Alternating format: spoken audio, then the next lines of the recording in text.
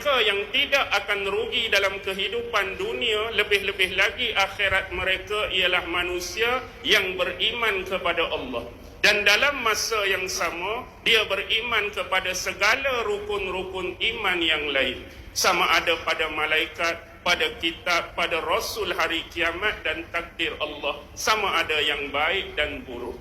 Dan bila rukun iman ini menjadi paksi, maka akan mudahlah berlaku 3 elemen yang keseterusnya. Manusia akan mudah melakukan amalan soleh sekiranya ada basic dan paksi iman. Manusia akan mudah berpesan-pesan pada kebenaran sekiranya ada basic dan paksi iman.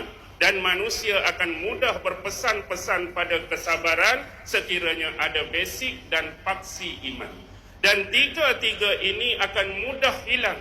3-3 ini akan mudah hancur dan musnah sekiranya paksi yang pertama itu tidak ada pada kehidupan seorang manusia.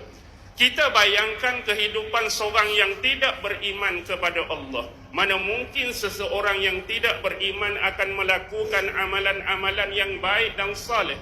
Mana mungkin seorang yang tidak beriman akan berpesan pada kebenaran.